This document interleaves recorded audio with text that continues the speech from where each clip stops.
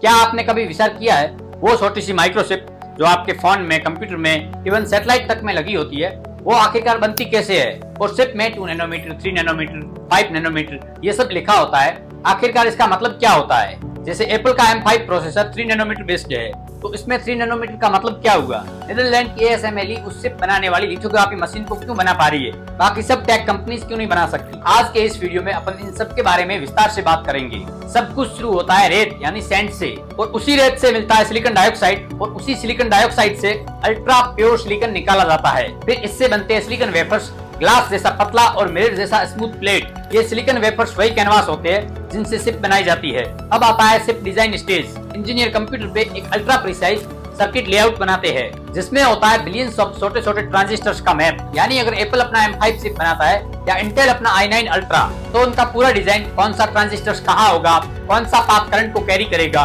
सब कुछ इसी लेआउट में तय होता है। अब ये डिजाइन सिलिकॉन वेफर्स पे प्रिंट किया जाता है फोटोलिथोग्राफी प्रोसेस से। जिस प्रकार से हम एक फोटो को प्रिंट करते हैं, उसी प्रकार से यूवी लाइट से उस सिलिकॉन वेफर्स पे पैटर्न को प्रिंट किया जाता है। फिर फोटोरेसिस्ट नाम के केमिकल से अनवांटेड एरियाज को क्लीन कर दिया जाता है और बसा हुआ पैटर्न बन जाता है चिप का ब्लूप्रिंट। अब वेफर्स पर उन प्रिंटेड पार्ट्स को लेजर और प्लाज्मा की मदद से कट कर दिया जाता है जहाँ ट्रांजिस्टर्स और सर्किट लाइन बनने वाली होती है। फिर उन जगहों पर बोरॉन और फास्फोरस जैसे स्पेशल एटम डाले जाते हैं ताकि सिलिकॉन की प्रॉपर्टीज बदले, और वहीं पे बनते हैं वो टाइनी ट्रांजिस्टर्स जो करंट को ऑन ऑफ करने वाले स्विचेस की तरह काम करते हैं। और इसी प्रकार बिलियंस ऑफ ट्रांजिस्टर्स मिलकर एक प्रोसेसर बनता है। फिर आता है टेस्टिंग स्टेज जिसमें हर चिप को चेक किया जाता है क्या हर ट्रांजिस्टर परफेक्टली काम कर रहा है या नहीं, और जो चिप इस टेस्ट को पास कर जाती है उसको एक प्रोटेक्टिव पैकेज में सील कर दिया जाता है। और ये वही चिप है जो रेत के दाने से शुरू हुई थी और आखिर में बन गई वर्ल्ड की सबसे स्मार्ट डिवाइस का ब्रेन। अब अपन समझेंगे ये 2 नैनोमीटर, 3 नैनोमीटर, 5 नैनोमीटर ये सब क्या होता है। इसमें 1 नैनोमीटर का मतलब होता है 1 बिलियन ऑफ अ मीटर,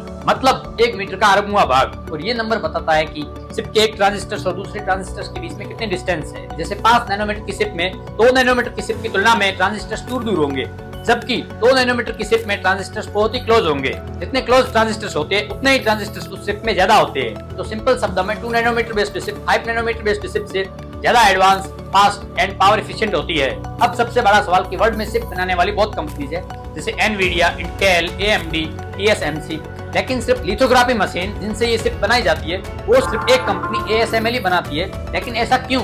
बाकी कंपनीज ये लिथोग्राफी मशीन क्यों नहीं बना सकती? इसका जवाब है टेक्नोलॉजी की कॉम्प्लेक्सिटी। ASML बनाता है EUV फोटोलिथोग्राफी मशीन। EUV का मतलब होता है एक्सट्रीम अल्ट्रावायलेट लाइट। ये लाइट इतने छोटे वेवलेंथ की होती है कि एक एटम पर भी अपन पैटर्न बना सकते हैं, और इस मशीन में 1 लाख से भी अधिक पार्ट्स होते हैं। ये मशीन एक स्मॉल फैक्ट्री के साइज की होती है और एक मशीन की प्राइस अराउंड $200 मिलियन के आसपास में होती है। और इस टेक्नोलॉजी की मोनोपोली सिर्फ ASML के पास में ही है।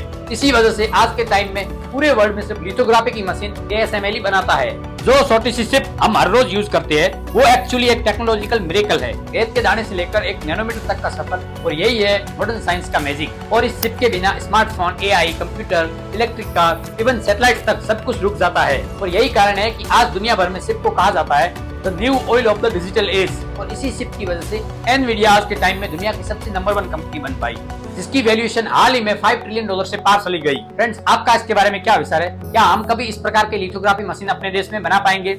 आपके जो भी विचार हो आप अपने विचार कमेंट सेक्शन में जरूर लिखिए। और अगर आपको ये वीडियो पसंद आई है तो इसे लाइक कीजिए, अपने फ्रेंड्स के साथ में शेयर कीजिए, और तब तक के लिए इमेजिन करते रहिए पूरे यूनिवर्स को।